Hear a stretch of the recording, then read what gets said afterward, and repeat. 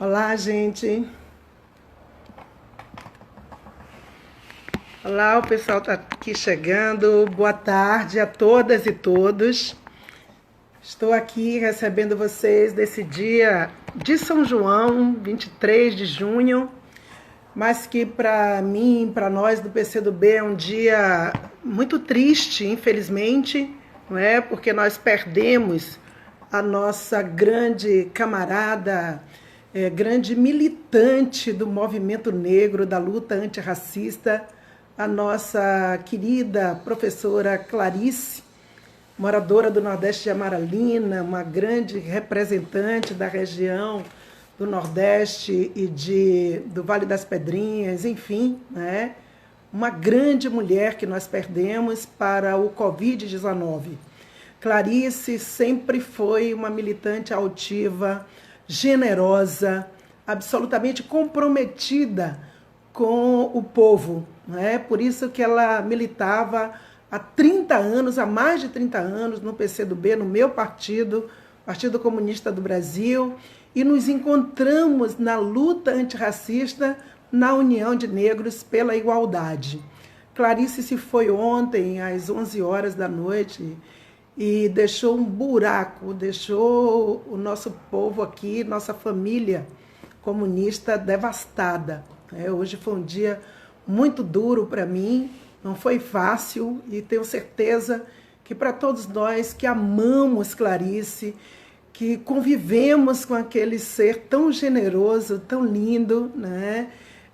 Para nós foi, para todo mundo, né? Foi um baque, uma perda tão rápida.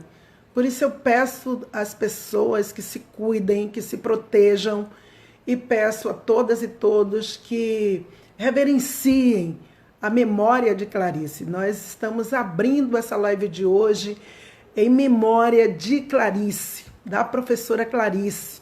Eu tenho certeza que o que ela deseja é que a gente continue seguindo em frente, que a gente consiga ir mais longe, que a gente consiga enfrentar e ter resultados efetivos na luta antirracista, que a gente lute pelo socialismo no Brasil.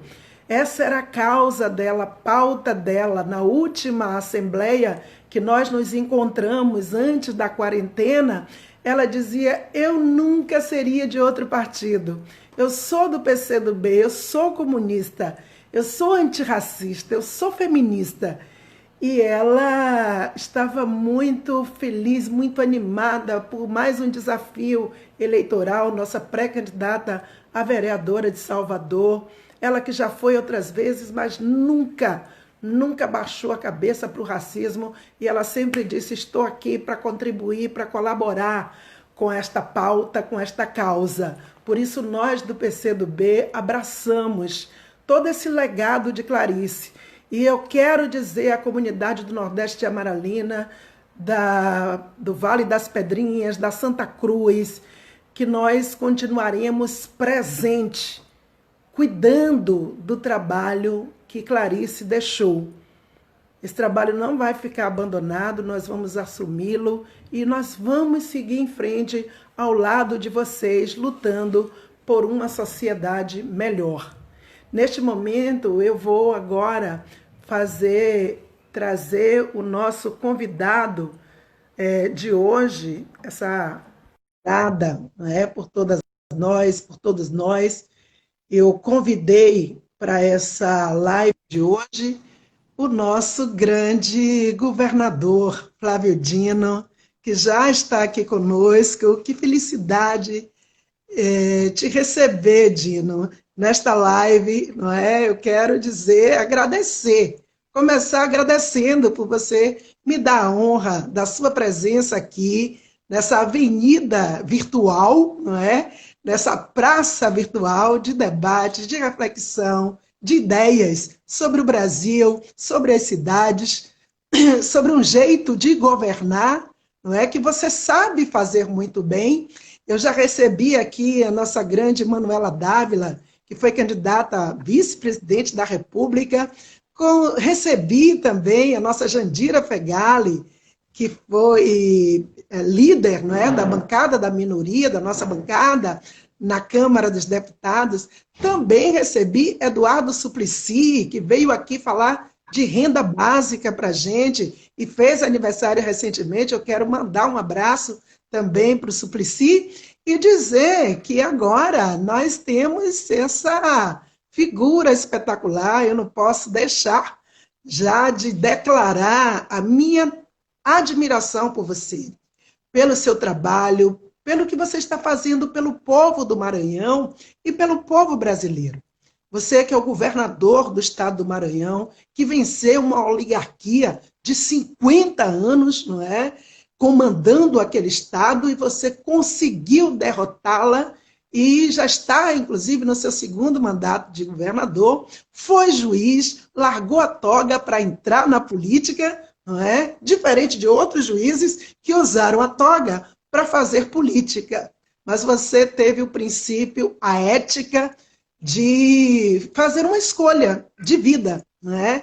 Você escolheu a política depois de ter passado toda uma trajetória assumindo o judiciário, um lugar no judiciário e promovendo justiça. Porque o judiciário, sabemos, como nenhuma instituição é neutra. E você, como alguém que conhece de justiça social, sempre serviu a essa pauta, a essa causa da justiça social. Portanto, para mim é um orgulho enorme, um prazer muito grande ser do PCdoB, militar ao seu lado, ser membro da direção nacional do nosso partido, e encontrar você nas reuniões, ouvir das suas palavras, trocar ideias e a gente juntos, cada um no seu estado, na sua cidade, lutar pelo Brasil, lutando pelo Brasil. Seguimos juntos fazendo isso. E eu estou achando muito bonito essa sua liderança nacional que se ergue em defesa da democracia. Então, eu quero já de imediato passar a palavra para você, nesse dia 23 de junho, dia de São João, e eu estou aqui com esse Paraíba, não é isso? Eu achei muito engraçado, Flávio Dino, que a revista Carta Capital falou que você usou esse termo, né? Fazendo uma brincadeira com a sua condição religiosa, com o fato de você ser um Paraíba, não é? E você ser aquele que o presidente da República escolheu como principal adversário, não é? Então, eu queria também que você já chegue à frente e fala um pouquinho sobre isso. O que é ser Flávio Dino? Com toda essa trajetória de luta e neste momento tão desafiador no Brasil. Olívia, boa noite para ti, para todos que nos acompanham. Para mim é uma imensa alegria poder partilhar desse momento contigo. Você sabe da admiração, do respeito que eu tenho por você, muito especialmente pelo papel que você desempenha nas lutas sociais, na luta da educação, na luta contra o racismo, em defesa das mulheres, nas várias funções públicas que você já exerceu, na prefeitura, no governo, agora no mandato parlamentar. Realmente é uma das referências para o nosso país, da luta popular, da luta democrática, e deu certo o nosso encontro. Para mim é honra e alegria poder falar com você, com todas as centenas de pessoas que estão nos acompanhando, desse estado irmão, sobretudo, que é o estado da Bahia, mas não só da Bahia, mas minha saudação especial a todos e todas da Bahia, que é um estado, evidentemente, de referência para todo o país, também para nós do Maranhão. Meu abraço especial para todos do nosso partido, do PCdoB e do campo popular progressista da Bahia. Nós estamos, Olívia, nesse momento em que há essa beligerância, esse belicismo, essa agressividade por parte dessa corrente extremista que governa o país. E nós temos que opor uma resistência firme, corajosa, incisiva, dada a gravidade do que está ocorrendo no Brasil, e, ao mesmo tempo, manter a divulgação dos nossos princípios, valores, ideias, sobretudo vinculadas à defesa dos que menos têm, dos mais pobres. Você mencionou minha experiência pretérita como juiz federal por 12 anos, e eu me alegro muito com esse período, faz parte da minha vida profissional, do meu aprendizado, da minha caminhada. Como você disse, deixei de ser juiz aos 38 anos por imperativo legal, eu não podia acumular com a função política, com a função de juiz, não seria legalmente cabível, nem eticamente aceitável, e eu sou uma pessoa que leva a sério esses compromissos legais e éticos. Mas, nesse período, dos 25 aos 38 anos, em que fui juiz federal, tenho muitas decisões da qual me lembro com muita alegria. Uma delas, a que reconheceu um dos primeiros quilombos o primeiro do nosso estado e um dos primeiros do país, Quilombo de Frechal. Então, Isso! Esse exemplo que vem do ano de 1995 ou 94, não lembro bem. E depois, uma das primeiras decisões contra trabalho escravo, legitimando a ação do GT Móvel, que havia sido constituído na época. Então, sempre procurei, mesmo fora, evidentemente, da luta política partidária, mas valorizar a causa da justiça social. E é essa causa que eu impregnei na minha alma e que levo para onde eu vou. Então, na Justiça foi assim, na Câmara foi assim, agora no governo do Maranhão, num ambiente muito árido, difícil. Eu não tive aqui um ano de calmaria, só tempestade, até essa última terrível tempestade do coronavírus. Já passamos por muitas coisas difíceis, e agora esse desafio que é uma síntese de todos, porque a desigualdade social se manifesta agora por dentro da crise sanitária. As precariedades das políticas públicas se manifestam agora. E isso tudo levou, inclusive, a que haja uma ameaça à democracia no país. Então, não é um momento qualquer, e você é uma figura de destaque como representação legítima do povo da Bahia. Por isso eu me animei de estar contigo, por essa admiração, e partilhar com todos e todas esse desejo de que estejamos unidos sempre, porque a luta vale a pena, é uma luta difícil, mas é o certo a fazer. E quando você está fazendo o certo, nenhum sacrifício é demais. Todo sacrifício vale a pena quando você está fazendo o certo. E é o que nós estamos fazendo. Você aí na Bahia ou aqui no Maranhão, e todos os brasileiros e brasileiras que têm um pensamento progressista, unidos para colocar o Brasil na direção certa. Exatamente. Eu quero aqui lembrar, né, você falou essa questão do Quilombo do Frechal, e a gente em 1995, nós estávamos em Brasília, os 300 anos de Zumbi dos Palmares, fazendo uma grande marcha em defesa de mais demarcação de terras quilombolas, em defesa de reforma agrária no Brasil, uma agenda, portanto, uma agenda democrática, uma agenda para fazer do Brasil um país melhor, um país capaz de avançar.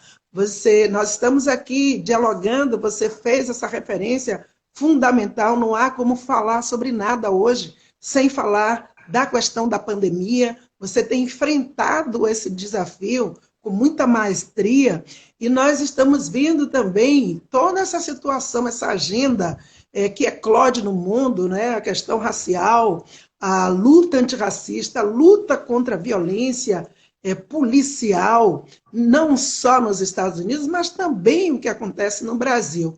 Então, eu queria, Dino, que você também pudesse comentar conosco, porque nós estamos vivendo 3 crises: a crise sanitária, a crise política, a crise econômica, e nós estamos com a pandemia avançando de maneira assustadora, e nós não temos um líder nacional, uma liderança nacional que possa dar chão aos governadores, aos prefeitos, que una a nação, não é? E proteja, acolha o seu povo. Essa é a imagem que para mim fica. Não é? O que é que se espera de um líder, de uma liderança? Um líder precisa unificar.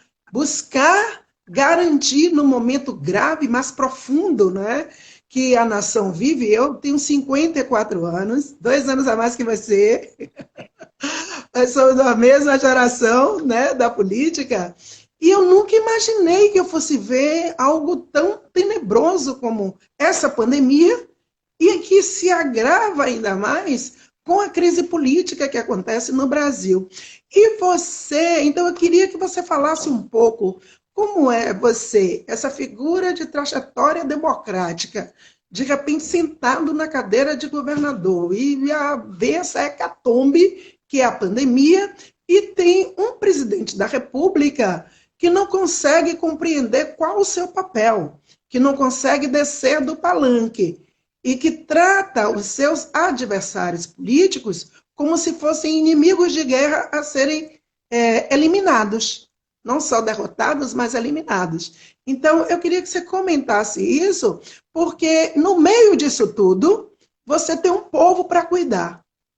E a gente viu, eu quero que você explique, o povo quer saber como é que foi aquela ação espetacular do Maranhão, hollywoodiana, cinematográfica, que você montou para escapar dessa sanha imperialista dos Estados Unidos, da alfândega brasileira, com esse presidente que, em vez de ajudar, persegue, e garantir que os respiradores chegassem nos hospitais, né, de São Luís do Maranhão, dos municípios, para socorrer e para salvar vidas. Então, é uma coisa assim, você colocou a vida no centro e você arriscou tudo, e foi uma ação que demonstrou uma visão estratégica, não é? E um compromisso muito profundo. Eu fiquei super emocionada quando eu li aquela notícia, né, manchete, em todos os jornais do país, sobre a operação montada por um cabra nordestino, né, e que deu super certo. Eu disse, meu Deus do céu, parece aquele povo, parece aquele filme, um filme do cinema nacional de agora, né? Ai, meu Deus, que é super barra pesada. Eu vou lembrar o nome. Só que aí é a parte 2, né?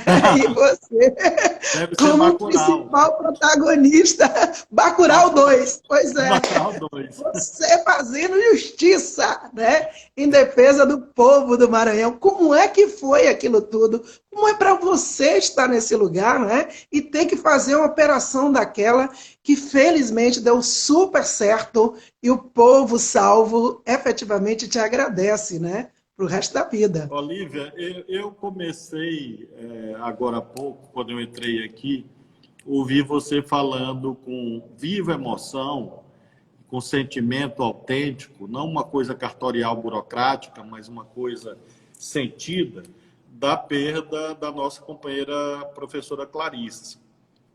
E creio que ali, nas suas palavras iniciais, está a distinção fundamental que explica todas as outras, que é a capacidade de sentir a dor alheia, o sofrimento alheio, como sendo seu. O que nós convencionamos chamar de empatia, podemos chamar de amor, de solidariedade, do jeito que queiramos chamar, mas é isso que falta no Bolsonaro e nos seus.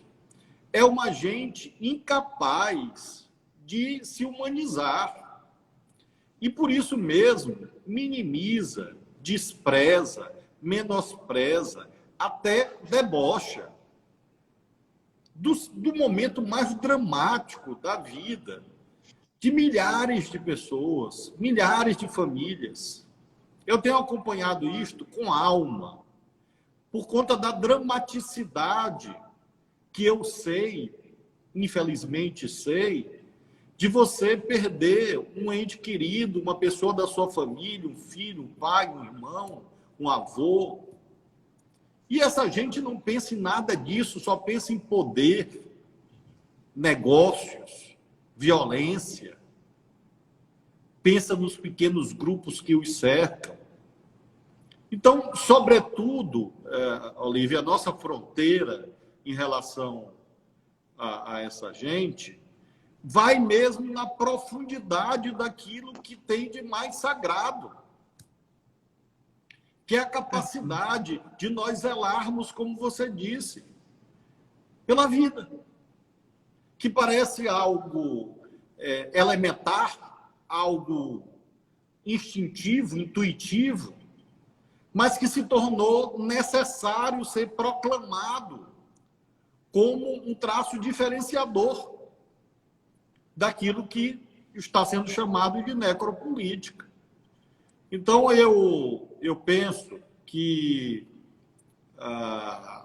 o que nós estamos assistindo no Brasil tem uma relevância por si só, ou seja, no que se refere especificamente ao Bolsonaro e aos seus mais próximos, mas também deve chamar toda a sociedade de Salvador, da Bahia, do Nordeste, do Maranhão, do Brasil, para esta reflexão quanto à necessidade de nós cumprirmos este dever básico de solidariedade. Então, tudo que temos feito aqui, Olívia, no Maranhão, é inspirado por isto. É inspirado por essa visão segundo a qual nós temos que fazer tudo que estiver ao nosso alcance, inclusive correndo os riscos necessários, porque você não pode medir distância quando se cuida de algo tão sagrado, singular e irreparável, que é a perda de uma vida humana. Nós estávamos, por exemplo, aqui, estamos hoje, até hoje, com dificuldade de abastecimento de vários insumos de saúde.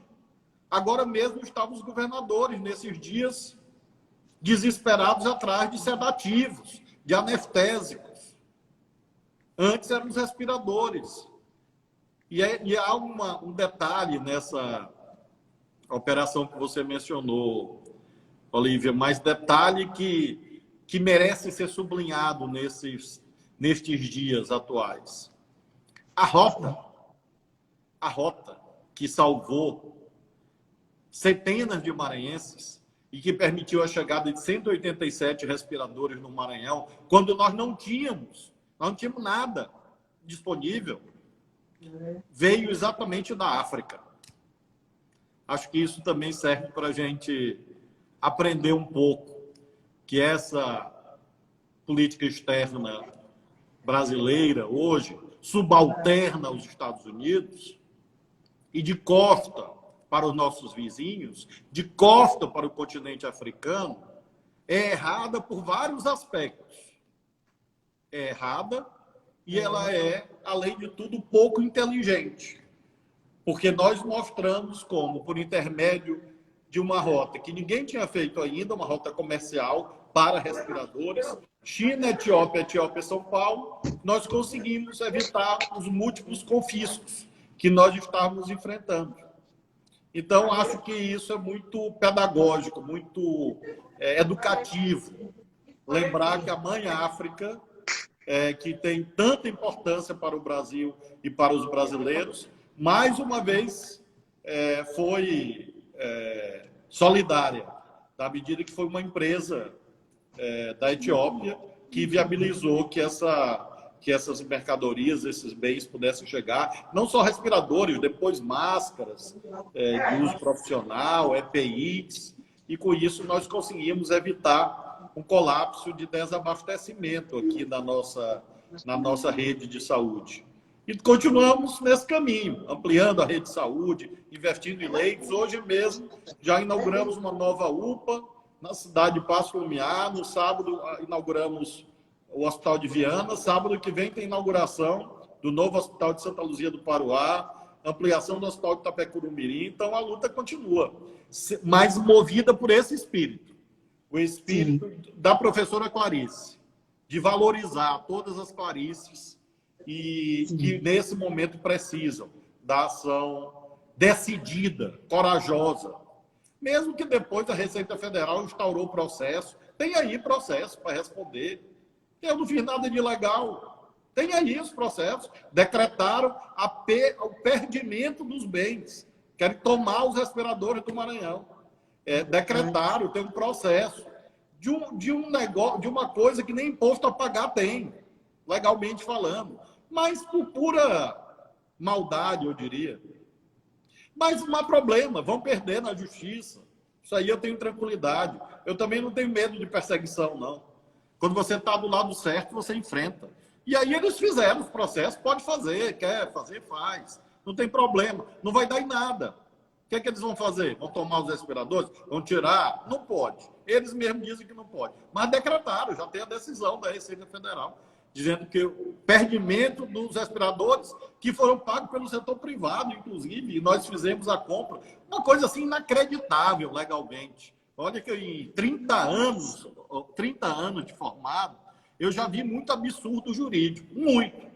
Esse é um dos maiores que eu já vi na vida, mas não tem problema. Os respiradores estão, nesse momento, funcionando e salvando a vida de pessoas. Isso que importa. O processo deixa aí. Eu não tenho medo desses abusos, dessas coisas, não. Deixa, eu sei que não vai dar em nada. Então, agora, lamento muito como brasileiro. Lamento que servidores públicos que poderiam estar fazendo alguma coisa de útil estejam sendo utilizados para esse tipo de ardil, de artifício, por puro preconceito e perseguição política, ideológica. São os tempos que vivemos, mas sempre com muita alegria enfrentando, tranquilo. Deixa eles fazerem lá o processo. Não tem problema, não. Com certeza. É a história, né, que está sendo tecida, né, por você que teve essa coragem de agir dessa maneira, da maneira que tem que ser, de abraçar seu povo, defender com unhas e dentes seu povo, e hoje em dia ser perseguido por esse presidente é até uma marca positiva, porque significa que você não pensa igual a ele, né? Então, a história vai julgar, a história vai julgá-lo, né?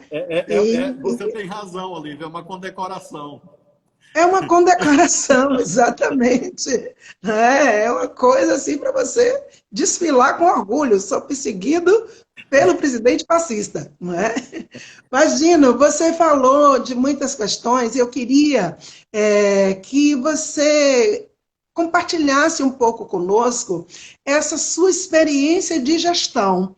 Você, quando assumiu o Maranhão no primeiro mandato, você encontrou uma terra arrasada. Aliás, de perseguição você entende muito bem, não é? Porque você derrotou uma oligarquia, assumiu o governo numa frente ampla e você tem conseguido mudar a vida do povo maranhense. O governo do Maranhão é um dos mais bem avaliados do Brasil, reconhecidamente, não é? Em inúmeras pesquisas. E você fez uma opção pela educação, você reconstruiu cerca de 1.000 escolas, não é? No Maranhão, escolas que eram de taipa, imagine, não é? E você enfrentou esse legado perverso, anacrônico, escravocrata, aquela coisa, né, dessa oligarquia Sarney. A gente na Bahia também experimentou durante longos anos isso. E você conseguiu enfrentar e aplicar uma outra agenda. Eu vi um vídeo de uma professora em São Luís, que super lindo, ela falando do orgulho dela agora de mostrar para a família, não é, a escola onde ela trabalhava, que antes ela tinha vergonha e agora ela tem orgulho. Então, você investir em valorização dos professores, e eu lembro, nós comunistas temos isso, não é?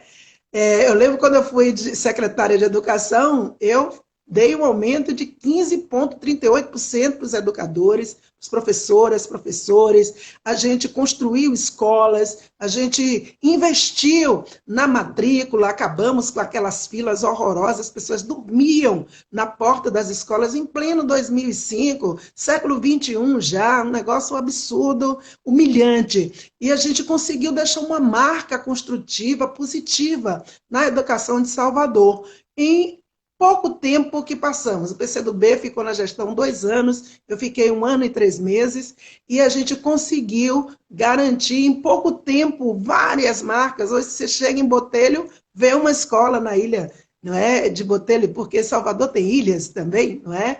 E a gente conseguiu enxergar um povo esquecido. Então, conta para a gente como é essa opção de gestão popular, não é? Democrática, popular, a serviço do bem comum.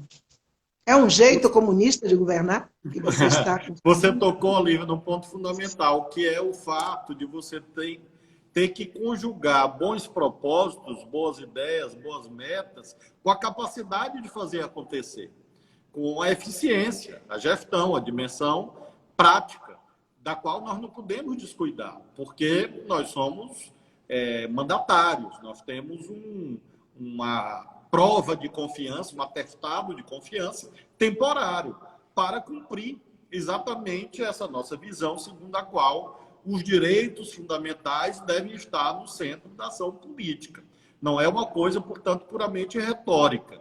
É também, obviamente, luta de ideias, mas você tem que fazer acontecer. Nesse caso, eu sei da sua trajetória e de muitos outros companheiros e companheiras aí no estado da Bahia, acompanho as gestões das quais nós participamos, desde do Wagner, agora do Rui, e sei que tem essa marca também, dessa preocupação com a concretização de políticas públicas. Nós escolhemos aqui, no universo gigantesco de desafios, aqueles que, a meu ver, eram centrais para juntar as duas coisas. Isto é, a dimensão da luta ideológica, da luta mais geral em torno da causa da justiça social, com resultados tangíveis. A educação traz isso, porque você sinaliza muito claramente a sua opção de combate à desigualdade. Uma boa escola é uma agência de promoção de justiça social, agora e para frente. E por isso mesmo eu priorizei a causa da educação, inspirado em tantos e tantos exemplos, inclusive de grandes educadores baianos que vieram antes de nós, mas pensando, por exemplo, nos governos de Brizola, as experiências de Darcy Ribeiro e tantos outros que sempre me encantaram. Então, aqui nós fizemos o programa Escola Digna. Esse nome, inclusive, surgiu numa reunião minha com educadores. Nós estávamos discutindo, olha, a escola como deve ser, a escola ideal. E aí surgiu na mesa essa ideia do digno, de ser escola digna. E aí o nome do programa ficou. E é uma coisa que, a semelhança do que aconteceu com o Bolsa Família, eu diria hoje que é algo indestrutível. Ou seja, qualquer novo governo vai ser obrigado a manter o programa Escola Digna, porque isso se incorporou na fala dos educadores, dos estudantes, porque todo mundo viu o efeito. É claro que a gente ainda tem muito problema, indiscutivelmente. Eu não posso, e não faço isso, dizer que não temos. Perfeição não é um atributo humano. Então, eu não tenho o dom da infalibilidade. Agora, é outra realidade. Nós não tínhamos nenhuma escola em tempo integral, nenhuma. No Maranhão, zero. Hoje nós estamos passando de 50 escolas de tempo integral. Nós pagamos já há bastante tempo o maior salário de professores da rede estadual do país, para 40 e para 20 horas. Mais do dobro, 2,5 vezes o piso nacional. E pagamos em dia. Nós conseguimos esse conjunto de obras que você mencionou, desde as escolas dos municípios, que nós fazemos e doamos aos municípios, são essas escolas de barro, de taipa, de palha, que produz, assim, momentos dos mais emocionantes que eu já passei na vida, de depoimentos de crianças, de pais, de mães. Eu lembro de um garoto, Olivia, de 8 anos, que queria dormir na escola, porque ele dizia que era o prédio mais bonito que ele já tinha visto na vida. E isso, na hora, vale assim um mandato inteiro. Para quem governa, como nós governamos, com o coração, que fica do lado esquerdo do peito, e isso realmente é como se fosse assim, uma recompensa maior do que qualquer outra coisa, porque é uma criança de 8 anos tendo uma lição prática de que ela merece respeito, que ela tem direitos e que isso chegou perto da casa dela, num pequeno povoado, num pequeno município do Maranhão. E esse é um programa, assim, claro que eu gosto muito de tudo que nós temos conquistado em todas as áreas. Fizemos cotas raciais em concurso público que não tinha, ampliamos em 40% os leitos, abrimos universidade nova, dobramos o número de bolsas de pós-graduação, estudantes nossos fazendo intercâmbio no mundo, não agora, claro, por conta da pandemia. Temos a maior rede de segurança alimentar hoje no país. Começamos com 5 restaurantes populares, temos 50 hoje, 25 mil refeições por dia. Então, tem muita coisa que me encanta. Mas o Escola Digna é aquele lugarzinho do coração especial, porque junto desse lugarzinho especial está a minha própria trajetória de vida, como professor que sou da Universidade Federal do Maranhão, e está nessa caixinha, está esse conjunto de memórias desses professores, desses estudantes, das coisas que eu tenho certeza que demarcam momentos na vida dessas comunidades, o antes e o depois da escola. E é muito importante que isso venha para a escola. Então, venha pela escola, por intermédio da escola. Então, essa divisão, como se fosse, de fato, um marco simbólico na narrativa daquela comunidade. Então, eu sei que também tem essa vivência, até mais do que eu, porque é pedagoga, mas eu não tenho dúvida que você, assumindo gestões, outras tarefas de gestão, tenho certeza que também vai ter esse lugarzinho especial para a educação, e é a coisa que realmente assim, faz brilhar meus olhos. Eu estou morrendo de saudade, porque eu tenho um monte de escola para inaugurar, e as aulas estão suspensas, né? Então, todo dia eu fico recebendo foto. Olha, tem escola tal, agora mesmo eu estava recebendo. Estou morrendo de saudade de ir, mas temos que esperar a pandemia passar. Então, Dino, eu fico aqui, você falando, eu estou aqui viajando, porque educação é uma coisa que você tem que ter brilho no olhar. E a gente vê você falando com paixão pela escola, entendendo a importância estratégica da educação na transformação da vida das pessoas. O Paulo Freire dizia que a educação não faz revolução, mas ela prepara as pessoas para fazer a revolução, não é? E é um pensador lindo que esse governo, infelizmente, demoniza. Nós somos o país de Paulo Freire, não é? O país de Anísio Teixeira, de grandes formuladores e pensadores da educação. Quando você fala da escola digna, nós precisamos de uma escola pública digna, não é? E você está buscando construir isso lá no Maranhão. É claro que a obra da desigualdade é uma obra secular, né, que nega direitos, que destruiu a possibilidade de as pessoas terem acesso a uma escola pública digna, de qualidade, que efetivamente forme e aponte perspectiva e levante a autoestima.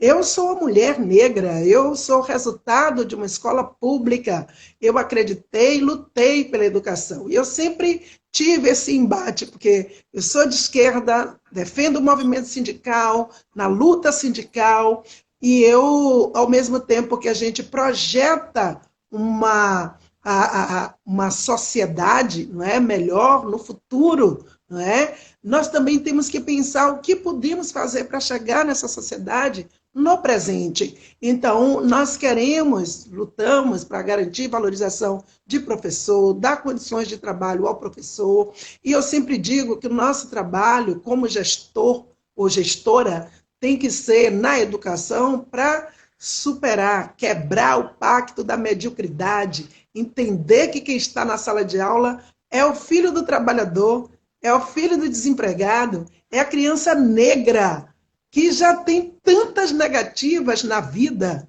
e que quando ela chega na sala de aula, ela tem que ter uma sala de aula decente, uma escola estruturada, professores efetivamente comprometidos, não é, em educar, em construir um saber junto com aquelas crianças, oferecer, compartilhar, não é, o seu conhecimento e estimular para que aquela criança ela acredite que ela pode, não é? A sala de aula ela precisa ser um espaço de edificação de autoestima, que as pessoas cheguem e acreditem. Se eu não acreditasse que eu podia estudar, que eu tinha, que a educação era um caminho, talvez até hoje eu estivesse com um pano de chão na mão. Porque eu fui faxineira, eu limpei sala de aula, eu limpei banheiro, eu já fui merendeira, já fiquei na cozinha fazendo merenda, servindo merenda, entrava na sala com pano de chão, mas eu olhava para o quadro, eu queria o giz, porque eu queria ser professora. Não é? E hoje eu sou pedagoga, foi a primeira grande conquista da minha vida, e depois todas as outras aconteceram. Agora, eu sei que eu sou uma exceção, né? Eu sei que a maioria da população negra não tem, não consegue muitas vezes chegar onde eu cheguei, não é? Eu sou, de fato, uma exceção, e eu preciso estar num lugar que possa fazer mais pelas pessoas. Eu sempre pensei que os cargos públicos que exerci são cargos, são instrumentos, né, para a gente fazer aquilo que a gente idealiza, aquilo que a gente almeja, do ponto de vista de um projeto coletivo. Eu sempre acreditei e perseverei, lutei muito por isso. Então, eu quero dizer que nós estamos, governador Flávio Dino, num ano eleitoral, um ano em que há uma disputa nas cidades, né, nos municípios, deste ano atípico, troncho, com essa pandemia no meio, essa confusão, vão sair os novos gestores das cidades.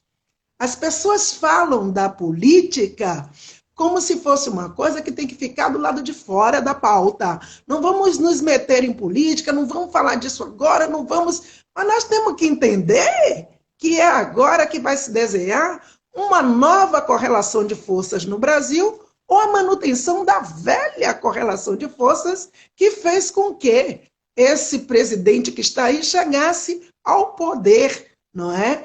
Então, nós precisamos... Eu gostaria de que você desse uma opinião sobre isso, como você enxerga, nós estamos caminhando para a finalização do nosso bate-papo. Eu sei que tem um povo aí, vou aproveitar, Dino, e te perguntar, porque tem um povo aqui na rede perguntando sobre os médicos, não é, que tem diploma em outros países, sobre a validação. Eu queria que você comentasse um pouco, porque eles estão aqui na live perguntando muito sobre seus diplomas, e o país precisa de mais médicos, não é? Precisa, não é, de mais gente para trabalhar em favor do seu povo, não é, que padece, que está doente, que precisa ser tratado. Então, eu queria que você falasse um pouco como você enxerga as eleições municipais em tempo de pandemia, em tempos de pandemia. Eu sou aqui em Salvador pré-candidata a prefeita, em outros municípios temos outros pré-candidatos, Manuela Dávila, lá no Rio Grande do Sul.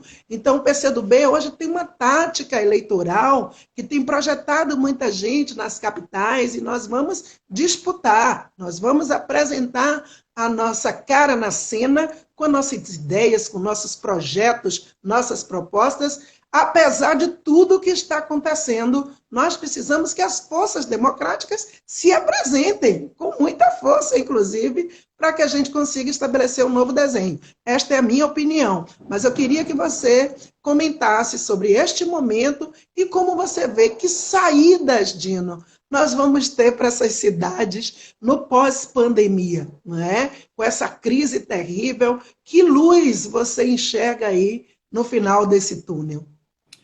Olívia, nós temos um desafio pós-pandemia muito grande. Talvez seja dos maiores da história brasileira. E eu faço questão de afirmar isso porque, como se diz na linguagem cotidiana, é como se a ficha não tivesse caído ainda. Nós temos um cenário complicadíssimo com o coronavírus, uma vez que ele aparentemente veio para ficar um longo tempo. Enquanto não há remédio, não há vacina, ele está aí. Há quem fale em ondas, em ciclos. A minha hipótese hoje é que ele exigirá uma convivência alongada com a sua presença. Nós temos que lutar para contê-lo, para mitigar os seus efeitos, para curar o maior número de pessoas. Nós temos aqui hoje mais do dobro de pessoas curadas do que de pessoas doentes. E isso é um êxito, porque significa que nós temos uma trajetória hoje de contenção dos efeitos da pandemia. Agora, é muito pouco provável que a gente consiga zerar o coronavírus no Brasil, enquanto não houver remédio e vacina. Ele estará aí. Isso, por si só, já é um complicador. Imaginemos Salvador, uma cidade belíssima, maravilhosa, que eu conheço de tantas e tantas vezes, que já fui a trabalho nas várias funções e também a passeio. Uma cidade turística. É uma cidade que tem essa vocação desde sempre. Ora, é claro que esse nível de insegurança prejudica toda a chamada economia criativa, que é muito forte em Salvador, que é forte no Maranhão. Nós estamos agora com prejuízo na perda das festas juninas. Você falou em São João há pouco. As nossas festas juninas estariam agora se aproximando do auge que se dá nas festas de São Pedro e São Marçal, 29 e 30 de junho. Então, nós temos centenas de grupos culturais. Ano passado, nós fizemos só em São Luís 1.400 apresentações culturais. Imagina o que isso significa de geração de trabalho e renda. E que agora nós tentamos mitigar, mas como? Fizemos editais para os artistas, agora a lei Aldir Blanc, que tem a marca do PCdoB com a relatoria da Jandira, mas é um prejuízo para o mundo cultural, para o mundo do turismo de Salvador. Por que eu faço essa alusão? Porque serve de ilustração dos desafios econômicos e sociais que nós teremos agora, já estamos tendo, que o crédito não chega nas micro e pequenas empresas, o desemprego com uma trajetória ascendente, e isso fará com que a eleição municipal funcione como uma espécie de resposta a isso tudo. E a resposta tem que ser, a meu ver, em dois planos. O primeiro plano propriamente político, que é exatamente de que lado você está da história. Quem é que tem cara de povo, quem é que tem compromisso popular, quem é que tem trajetória, autoridade moral, que é dada pela sua biografia e pela sua coerência política. Então, nós temos essa demarcação do campo popular com o campo daqueles, como você mencionou, que tem ao seu lado as razões estruturais das desigualdades, que morrem de saudade das casas grandes, das senzalas e dos açoites, que podiam aplicar explicitamente e legalmente sobre os de baixo, sobre os subalternizados por essa estrutura injusta. Então, nós temos essa divisão. E, por outro lado, nós temos uma questão que, a meu ver, vai presidir o debate da eleição municipal. O dinheiro público encurta. Então, você tem que saber onde você bota. Ou seja, a escolha é ainda mais séria, porque, em tempos de bonança, todo mundo é bom gestor. Não precisa fazer muita força. É só fazer o arroz com feijão. Agora, é como marinheiro, né? A gente diz aqui no Maranhão, que o bom marinheiro você conhece com os mares bravios. Não é na calmaria. Então, agora nós estamos nesse tempo. Tempo de ventos, de tempestades, de mares bravios, e a gente com uma canoinha menor. Eu digo a gente, gestor público. Você não tem transatlântico para botar na água, não. É uma canoinha. Então, você precisa de um comandante, ou comandanta, que tenha aptidão para conseguir discernir o caminho correto. E aí, exatamente a pergunta que a gente vai ter que debater com a sociedade. Muito bem, o dinheiro é pouco. Então, você vai botar na mão de alguém que não compreende a necessidade dos mais pobres. Então, você tem que dizer, olha, o dinheiro é pouco, não vai dar para tudo. Então, você tem que botar esse dinheiro na mão de quem protege esse dinheiro para cuidar dos que menos têm, para cuidar dos mais pobres. E isto, portanto, vai ser uma distinção muito evidente no debate municipal. Um plebiscito político em relação a esse fascismo brasileiro, em relação às desigualdades, em relação ao racismo estrutural, tudo isso que aí está. Esse é um plebiscito. E o outro é o seguinte, vem cá, minha gente, você tem R$100, Você vai entregar na mão de qualquer um ou você vai entregar em mãos honestas, honradas e de que vai saber gastar exatamente para quem mais precisa? E não é uma coisa simples, porque se o cara tem R$ 1.000, Olívia, ele consegue mais ou menos atender todo mundo. Se você senta numa mesa com R$ 1.000, se fosse o caso, você consegue fazer todo mundo feliz. Agora senta com 50, com 20. Você tem que ter muito discernimento. E capacidade que é dada pelo passado, pela trajetória de vida. Quando você fala da origem, da biografia, de onde veio, isso é muito importante para separar o joio do trigo. Porque o joio do trigo é separado assim, que é um mandamento bíblico, né? Saber distinguir. Então, exatamente, eu tenho certeza que o desafio para a sociedade vai ser maior ainda. E eu, aqui no nosso estado, estarei dentro do possível, claro, minha missão principal hoje é o governo do meu estado, é essa tarefa de governar 7 milhões de pessoas e, como disse, nesse ambiente difícil, mas também ao lado dos companheiros, companheiras, amigos, aliados de vários partidos que são candidatos, eu vou colocar o debate nesses termos. Minha gente, é isso. Pouco dinheiro, você tem que escolher bem. E escolher bem analisando a biografia, a trajetória e os compromissos de vida. Os compromissos de vida que a pessoa tem. Com certeza. Só faltou uma coisinha. Comente rapidamente. Os médicos. Os médicos. Negócio pelo amor de Deus, os médicos. É porque eu me empolguei com a história da eleição. Olha, os médicos... Eu adorei a sua fala. Lógico. O negócio, a questão dos médicos, aqui no caso do Maranhão, nós conseguimos ainda fazer uma requisição de médicos que tinham participado do Mais Médicos, o Mais Médicos 1, do tempo da Dilma. Eu consegui aproveitar esse pessoal, inclusive estrangeiros, brasileiros e estrangeiros. Eles estão trabalhando. Infelizmente, entidades médicas entraram na justiça contra o meu decreto, mas perderam. Eles também entraram na justiça contra um edital de revalidação aqui da Universidade Estadual do Maranhão. Também perderam. Agora, nós entramos na justiça para conseguir que os médicos formados no exterior pudessem trabalhar. Aí nós perdemos. Nós não conseguimos a autorização da justiça para que esses médicos pudessem trabalhar. Nós entramos com a ação na justiça, o governo do Maranhão. E nós estamos... Bom, a ação continua, mas nós não conseguimos eliminar. Então, nesse momento que nós conseguimos de ampliação, foi antecipar as formaturas, nós conseguimos antecipar as colações de grau, conseguimos incorporar os médicos do programa Mais Médicos 1, que estão trabalhando, são centenas, e conseguimos também um edital de revalidação na Universidade Estadual do Maranhão. Que veja, Olívia, o nível de absurdo. Entraram na justiça para impedir a universidade de fazer a revalidação de diploma. É inacreditável isso. Porque por uma visão egoística. Claro que não são de todos, são de poucos. São alguns que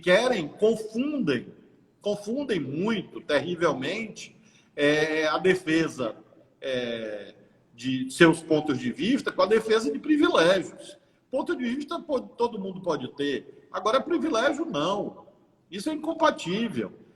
Inclusive com a demanda existente. Concretamente, sempre tem um debate no Brasil, tem muito médico, tem pouco médico. A questão é que os médicos são mal distribuídos.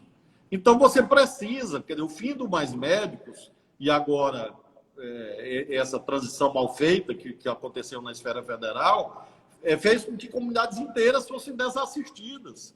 Então, nós temos que tratar desse tema. E, infelizmente, como não há espaço político, o caminho é a justiça. É lá que nós estamos debatendo isso nesse momento. É inacreditável. Parece, assim, o Brasil está vivendo uma situação assim, parece realismo fantástico, né, Gabriel Garcia Marques? Parece que a gente está assim, numa cena de Macondo mesmo, né? Um negócio horroroso, horroroso, horroroso. É difícil acreditar que que essas coisas estão acontecendo no nosso país.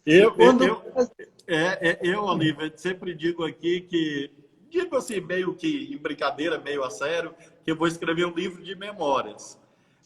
Agora eu estou dizendo o seguinte, vai ter agora já são em 2 tomos, porque duas partes, porque uma parte vai ter que ser só sobre o coronavírus, porque o acervo de histórias absurdas, como você diz, de realismo mágico e realismo fantástico, e ao mesmo tempo de coisas positivas, assim, inigualável. Eu estou, assim, há 100 dias, nós estamos completando 100 dias de gestão dessa crise, de domingo a domingo, sem parar, com muitos desafios, muitos problemas e muita dificuldade, muita tensão, muita angústia, muitos êxitos e muito aprendizado do que o ser humano tem de melhor e, ao mesmo tempo, que alguns poucos têm de pior, como eu já mencionei aqui ao longo dessa entrevista. Exatamente, Dino. Essa conversa, eu não sou uma jornalista, sou eu, uma exercício legal da profissão, pode. Olívia, porque você anda nos jornais nacionais, de tudo quanto é emissora, discutindo o Brasil, e tem muita gente aqui já falando em você, presidente 2022, já fazendo essa campanha. Tem muita gente fazendo a minha aí de prefeita, para agora, para Salvador, mas também muita gente já falando em Dino 2022. Mas esse é um papo para um outro momento. Olívia, se der tudo certo, você for prefeito, eu tenho aqui desde que eu comecei o mandato em 2015, eu tenho aqui na minha mesa o exemplar da Constituição e eu tenho a Bíblia. Uma Bíblia que um pastor, meu amigo, me deu. E na Bíblia, você vai no livro do Eclesiastes, capítulo 3. E aí, para esses que estão falando da eleição, eu sempre cito essa parte. Eu disse, olha, está no livro do Eclesiastes, capítulo 3. Há tempo para todo propósito debaixo do céu. Então, o propósito agora é eleição municipal. No meu caso, cuidar do coronavírus, vencer o coronavírus. Vencer o coronavírus. Na esfera política, tem eleição municipal. Eleição de 22, vamos deixar para 22. Isso, foco agora na tarefa maior. Salvar a vida das pessoas, né? Laicar. Essa é a sua tarefa como gestor, a minha tarefa como legisladora, como deputada. Tenho muito orgulho do meu estado, do meu povo que me elegeu, que fez com que eu chegasse na Assembleia, primeira negona lá, declaradamente, assumidamente. E com muito voto, né? Deputada. E com muito voto, Olívia. Pois é. Votação grande, fiquei impressionado. Uma vitória linda, uma vitória linda. Eu fui a terceira mais votada em Salvador. Salvador me deu 35.388 votos. Uma votação muito linda que a gente teve. Tive quase 60 mil votos na Bahia e só posso agradecer. Mas nesse finalzinho, Dino, de live, você que está aí citando, né, a Bíblia e tudo mais, comunista, graças a Deus, dança um forrozinho? Sempre. Eu sempre lembro, Olívia, porque ainda tem, graças a Deus são poucos, mas que ficam presos a estigmas do passado, a coisas do DOPS, do DOI-CODE e coisas da ditadura, e ficam reverberando. E diziam aqui no Maranhão, não, Flávio não se elege governador do PCdoB. Nós ganhamos 2 vezes em primeiro turno, com amplas alianças. Então não tem isso, não. E ao mesmo tempo, o PCdoB é um partido laico, né? Então nós temos pessoas de várias religiões. E no meu caso, eu sempre digo, eu sou filho da teologia da libertação. Eu sou filho... Acabou nosso tempo, Dino. Eu também sou filha da teologia da libertação. Temos que ser avançados, né? E temos que ser plurais.